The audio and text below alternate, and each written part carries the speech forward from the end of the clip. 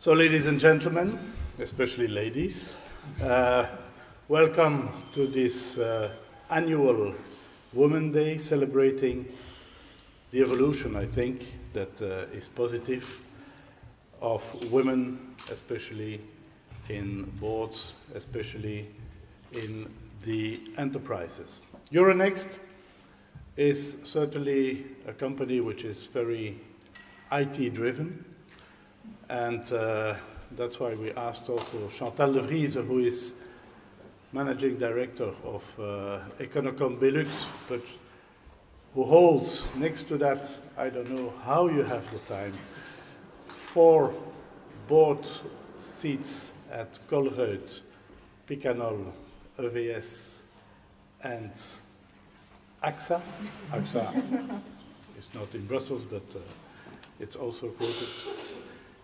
So clearly, one of the women in Belgium that proves that it is possible. And with Evelyn as chairwoman of UCB, we have a second proof that, yes, women at the top, it is absolutely possible, and not only possible, it's also very efficient, because when we see the evolution of UCB also, it's absolutely remarkable. So, Chantal, you have a lot of responsibilities. The first one this morning is to open our markets, so are you ready? I'm ready. 5, 4, 3, 2, 1.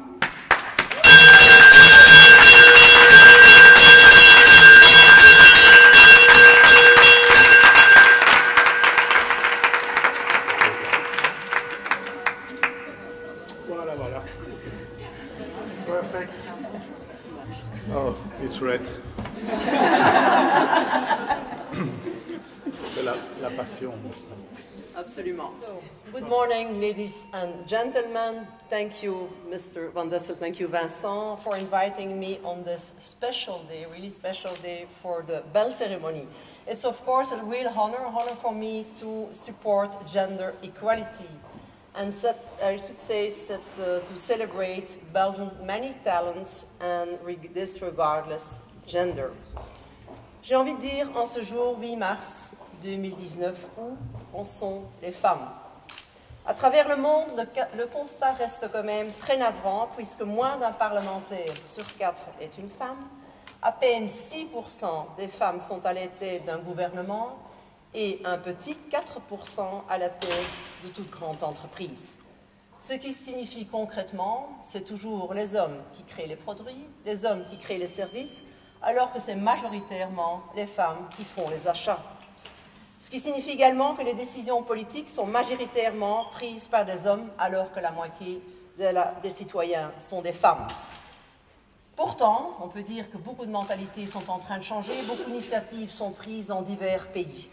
Nous pouvons par exemple citer le pays l'Islande, qui a rendu illégal de faire des différences salariales entre hommes et femmes à postes similaires.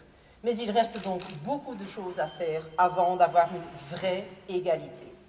Et l'égalité, pour moi, est une évidence, car elle est synonyme de diversité, et la diversité est une richesse dont personne ne peut se passer. Diversité de points de vue, diversité de gestion de ressources, diversité des risques. Alors, c'est pas tout. Il faut aussi donner aux femmes des 4 coins du monde l'accès à la finance, l'accès au financement de leurs projets. Et bien entendu aussi donner accès à la scolarité qui donnera chacun ses chances, surtout chacune ses chances. En ik zou van deze gelegenheid eigenlijk willen gebruik maken om toch even specifiek over België te praten. In België zijn meer dan 52% van de afgestudeerde universitairen vrouwen. Het is dus duidelijk geen probleem van competentie, dames. Dus hoe verklaart men dat er nog steeds zo weinig vrouwen vertegenwoordigd zijn in de effectieve senior executive roles? Pour moi, la réponse, elle reste double. Tout d'abord, il subsiste toujours, tout simplement, le poids des traditions, où très souvent dans un couple, c'est la carrière de l'homme qui reste privilégiée. Les femmes deviennent souvent mères ici entre 28 et 35 ans, Et c'est justement l'âge clé où, dans nos entreprises, on fait souvent des choix de dire quels sont les hauts potentiels de demain. Et c'est à ce moment-là, justement, que lors de la maternité ou suite à la maternité, les femmes sont souvent pourtant ralenties dans leur carrière. Une grossesse est également souvent, excusez-moi de le dire, mais vécue par les RH comme une maladie, une calamité. Et la question qui est trop souvent posée, je trouve, c'est pas de dire quand est-ce que tu pars, mais quand est-ce que tu nous reviens, pour vraiment souligner de l'importance, on a besoin de toi. Les carrières sont aussi, et ça pour tout le monde, hommes-femmes, ne sont plus linéaires, elles sont cycliques. On voit bien souvent aussi les hommes qui font des vraies carrières, et c'est important de pouvoir accepter ces carrières cycliques. Et donc, comme je disais, ce sont souvent majoritairement les femmes qui s'occupent des enfants et qui prennent en charge le quotidien. Et donc, pour revenir à cette situation belge, j'ai envie de te poser la question, est-ce que nous avons vraiment le choix? Est-ce qu'il y a des vraies alternatives?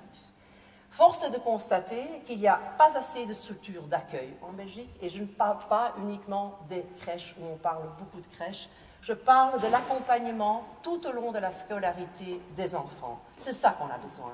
Dus om in België hier een echte verandering te maken en vrouwen in senior executive functie te hebben, denk ik dat we echt moeten beroep doen aan kwaliteitsdienst. Het mogelijk maken dat we op privévlak echt mensen kunnen in dienst nemen, kunnen beroep doen op diensten en dat we effectief keuzes kunnen maken. En dat geldt voor vrouwen, maar dat geldt ook voor mannen. Dus dat de beslissing om deeltijds te werken of niet meer te werken of fulltime te werken echt berust op een reële keuze.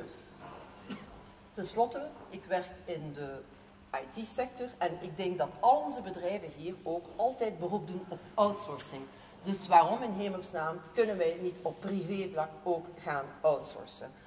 Dus concreet, ik pleit voor een fiscaliteit dat het mogelijk maakt in België om mensen privé in dienst te nemen, om mensen aan te werven. Dat zal ook banen gaan creëren voor jonge mensen, maar dat zal ook waarschijnlijk ook banen terugcreëren voor mensen die 55-plussers zijn. In België zijn meer dan de 55-plussers werken maar at 50%. Dus er is mogelijkheid om mensen aan te werven. Een klein nog iets, als vrouw moeten we ook absoluut ophouden met ons schuldig te voelen. Nog te veel zijn er opmerkingen gemaakt als een vrouw carrière maakt. Zijn het carrieristen, zijn het egoïsten? Ik denk niet dat zulke opmerkingen worden gemaakt aan mannen of vaders. Et alors un point, on parle toujours de plafond de verre. Moi je suis convaincue qu'il y aura un deuxième plafond qui va suivre. Et il se lie suite à la digitalisation croissante de notre société. Nous savons que les métiers qu'on va recruter d'ici 2030 n'existent pas encore. Et ces métiers apporteront des nouveaux challenges, des nouvelles perspectives, des nouveaux défis, mais surtout des nouveaux emplois. Et si en Belgique, j'ai dit qu'il y a plus de 52% d'universitaires qui sont des femmes, et c'est une bonne chose, cependant, on doit constater qu'elles ne sont absolument pas présentes ou pas assez présentes dans les métiers de demain qui seront faits grâce aux formations en sciences, en mathématiques, en technologie, en ingénieurs. Donc le secteur informatique en général, dont le taux de recrutement est 3 fois aussi grand que les autres secteurs, est un précurseur de l'emploi. Donc il nous faut absolument réagir à ce propos. Donc il est temps concrètement d'agir et sensibiliser toutes les filles et de sensibiliser qu'elles prennent des filières numériques ou scientifiques. J'ai personnellement la chance donc, de travailler dans un groupe qui s'appelle Econocom, un acteur majeur en Europe qui accompagne la digitalisation, donc la transformation digitale dans nos entreprises. Et je suis très fière de dire aujourd'hui ici que le groupe Econocom, nous sommes 30% de femmes au COMEX groupe et au CA. Ce qui est donc certain, c'est que on ne peut plus attendre, on a besoin de cette nouvelle économie qui va être grandissante et qui va être inspirante pour tous. Et c'est en offrant cette chance à tous et à toutes qu'on va parvenir à construire cette société de demain. Et j'ai envie de conclure, mesdames, messieurs, c'est que nos différences sont notre point commun. Et voilà toute notre richesse. Merci.